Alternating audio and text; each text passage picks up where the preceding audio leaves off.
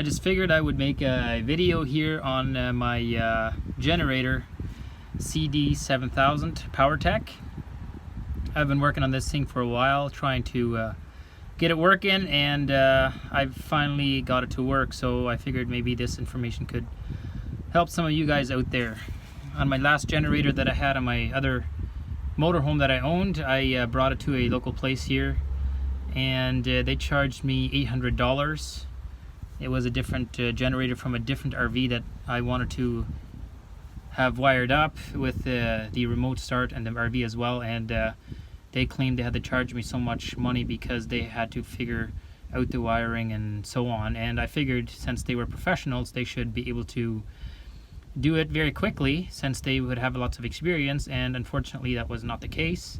So I was hesitant to bring this RV away again and get somebody else to do it, since they were gonna probably charge me a lot of money for it again. So I've been working on this thing for a while, trying to figure out the problem. The problem was the brushes. So right on the side of the generator, I opened the upper side here. There was a plate connected, and I had to grind it off. It does not have screws in it. It's just a plate with sort of like rivets that are in there. So I had to take the grinder. As you can see, I had to grind it off, and it was kind of behind this metal here on my RV, so I had to unbolt it there and on that side, and so I could drop it down. I got a jack supporting it underneath here, so I could slowly drop it down as far as I needed to. And so I took the brushes out, and one of these brushes, it's got these little spring loaded, there's little springs in there that presses these little brushes out of there. One of these brushes, the short one I believe it was stuck all the way in there like that. So when I took it out, it kind of, that's what it looked like. It was stuck in there. So I took it out, I cleaned it so it would nicely slide again, and I put it back in there, and voila, it worked. So maybe this information helps somebody else. You can fix it yourself. So another thing that I did is I went to the local hardware store in my area, and I got these little bolts that have like a hex head on it, because the original ones that are on there, it comes with the screwdriver flathead and screws in it like this, same type as you see right there, and that's not very reliable. I in fact had to grind one of them off, the one in this corner right there. I couldn't get it out. I tried to get it with a screwdriver, it did not work, and so I took a vice grip and I tried to unscrew it with a vice grip. It still wouldn't work. So I took a grinder to it. As you can see, I accidentally grinded a little bit beside here. So I grinded off the whole head, and so I figured I was going to replace that with something better. So I went and got me screws with a hex screw, and that should be a lot more reliable. So yeah, that's another thing you can do. If you ruin your screws on there, you can just replace those with something better like that yourself. These brushes, you can actually buy them on their website. I think they're like $160 or 100. Some of them were 120, depending on which ones exactly you got. This could work for the Powertech 8000 series, maybe the 10,000 series, and some of the other ones. I think they're very much the same.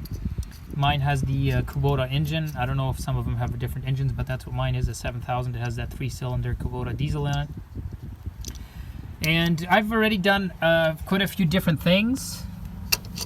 I have, let me get underneath here. Before I got to this point, I asked some people some information about what the problem could potentially be.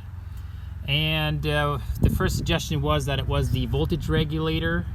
So I purchased a new voltage regulator. As you can see, it's right in there, brand new voltage regulator. It still didn't solve the problem. And then I got a new fuel solenoid. I don't know if I can show it to you here. It's way in there behind the starter. Right there, you see it sticking out. Right over in there behind the starter, there's the fuel shut-off solenoid. So that was the next thing, was this fuel shut-off solenoid, so I replaced that one as well.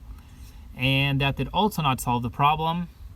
So I called the Powertech company, and he told me to do a check on the AC current on the RV, which I did, and I had about 1 volt on there. He told me then that my generator end would be shot, most likely. And so I was like, nope, I'm not going to do that. I'm not replacing my generator just yet. He said the price was $2,700 American, so that would be over $3,000 Canadian.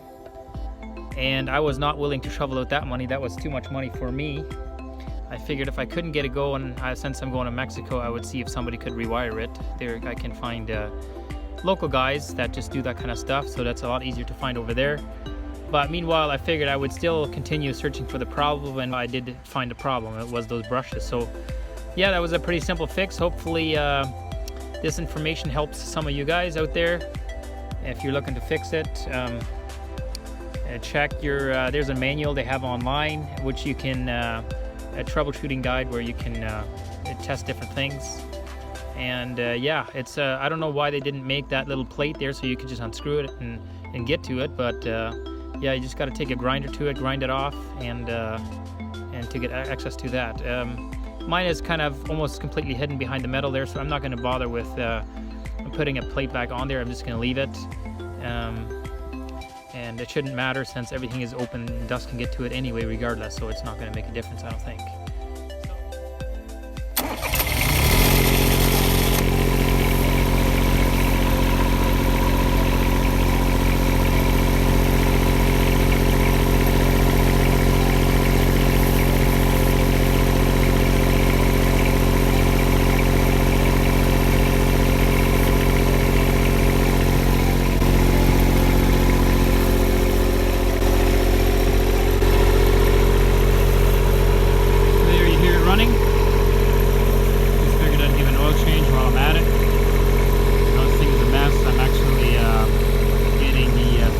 Replaced on it, so we took them out so I could fix the rust. It had a little bit of rust on the top there. The bag was having a problem with that,